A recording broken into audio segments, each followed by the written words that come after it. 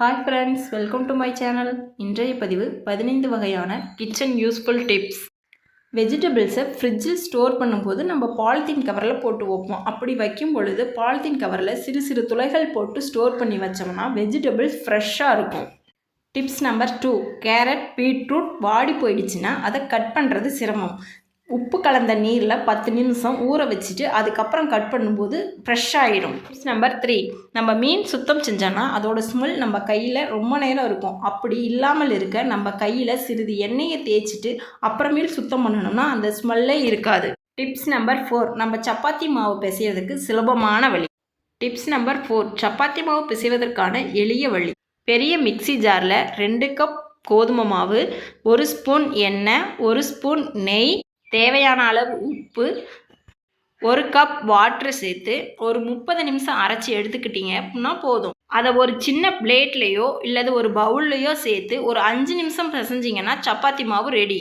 Tips number 5, பாகற்காய் கசப்புத்தன்மை இருக்கிறனால நிறைய பேத்துக்கு பிடிக்காது. அப்படி கசப்புத்தன்மை இல்லாமல் நம்ம சமைப்பதற்கான எளிய முறை, பாகற்காயை நறுக்கி சிறிது தயிர் ஊற்றி ஒரு 5 நிமிஷம் ஊற வச்சுருந்துட்டு அந்த தண்ணியை வடிச்சிட்டு மறுக்க கழுவிட்டு நீங்கள் யூஸ் பண்ணும்போது கசப்புத்தன்மையே இருக்காது.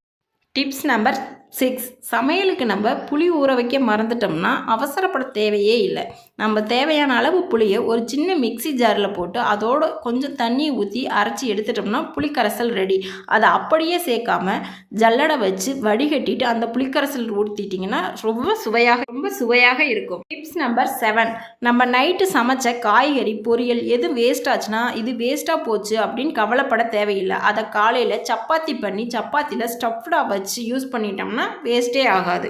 நம்பர் 8, நம்ம பருப்பு வேக வைக்கும் பொழுது அந்த விசில் வரும்போது பருப்பு தண்ணியானது பொங்கி வந்து அடுப்பெல்லாம் செதறிடும். அப்படி செதறாமல் இருக்கிறதுக்கு நம்ம தேவையான அளவு பருப்பு, அதுக்கு தேவையான அளவு தண்ணி, 1 ஸ்பூன் விளக்கெண்ணெய் போட்டு 5 நிமிஷம் மூடி போடாமல் கொதிக்க விடணும். அப்படி கொதிக்க விட்ட பிறகு நீங்கள் மூடி போட்டு விசில் விடும்போது அந்த தண்ணீரே பொங்கி வராது, அடுப்பும் செதாகாது. டிப்ஸ் நம்பர் 9, எலுமிச்சம்பழம் நம்மக்கிட்ட நிறைய இருக்கும். அப்போ என்ன பண்ணணும், அழுகு போகாமல் இருக்கிறதுக்கு நம்ம கல்லுப்பு ஜாடியில் எலுமிச்சம்பழத்தை போட்டு வச்சோம்னா அதிக நாளும் இருக்கும், அழுகியும் போகாது. டிப்ஸ் நம்பர் 10, இதுவும் பார்த்திங்கன்னா பாகற்காய்க்கான இன்னொரு டிப்ஸ் தான். பாகக்காயை நறுக்கி எடுத்துட்டு அதை உப்பு கலந்த தண்ணியில் 10 நிமிஷம் ஊற வச்சுருந்துட்டு நீங்கள் கழுவும் போது பாகக்காயின் கசப்புத்தன்மை இருக்காது.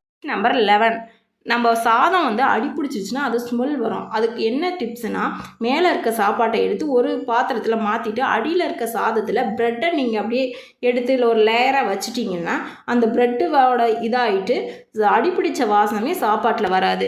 டிப்ஸ் நம்பர் 12, நம்ம ரவை தோசை ரெடி பண்ணும்போது 2 ஸ்பூன் கடலை மாவு சேர்த்து நீங்கள் தோசை சுட்டிங்கன்னா தோசையும் செவந்து வரும், நல்ல மொறுமொறுப்பாகவும் இருக்கும். நம்பர் 13, நம்ம மிளகாத்தூள், சாம்பார் தூள், கரம் மசாலா இந்த மாதிரி நிறைய ஸ்டோர் பண்ணி வச்சுருப்போம். அப்படி ஸ்டோர் பண்ணி வச்சுருக்கும் போது அதில் வண்டு எதுவும் விழுகாமல் இருக்கிறதுக்கு நம்ம கட்டி பெருங்காயம் அல்லது கல்லுப்பு சேர்த்து யூஸ் பண்ணி வச்சோம்னா அதில் வண்டு பிடிக்காது, அதனோட காரத்தன்மையும் குறையாது. டிப்ஸ் நம்பர் 14, நம்ம வடைக்கு மாவு அரைக்கும் பொழுது 1 ஸ்பூன் நெய் சேர்த்து மாவு அரைச்சோம்னா அந்த வடையும் மொறுமொறுப்பாக இருக்கும், எண்ணெயும் குடிக்காது. டிப்ஸ் நம்பர் 15, நம்ம மீன் குழம்பு ரெடி பண்ணும்போது வெந்தயத்தையும் கட்டி பெருங்காயத்தையும் வறுத்து பொடி பண்ணிவிட்டு மீன் குழம்பு இறக்கி வச்சதுக்கப்புறம் தூவி விட்டுட்டு ஒரு 10 நிமிஷம் மூடி போட்டு மூடி வச்சிடணும். அப்புறம் நீங்கள் பரிமாறினீங்கன்னா நல்ல மணமாக இருக்கும். ஓகே ஃப்ரெண்ட்ஸ், கிச்சனுக்கு தேவையான 15 யூஸ்ஃபுல் டிப்ஸ் பார்த்தீங்க. உங்களுக்கு பிடிச்சிருந்தால் லைக் பண்ணுங்கள், ஷேர் பண்ணுங்கள், சப்ஸ்கிரைப் பண்ணுங்கள்.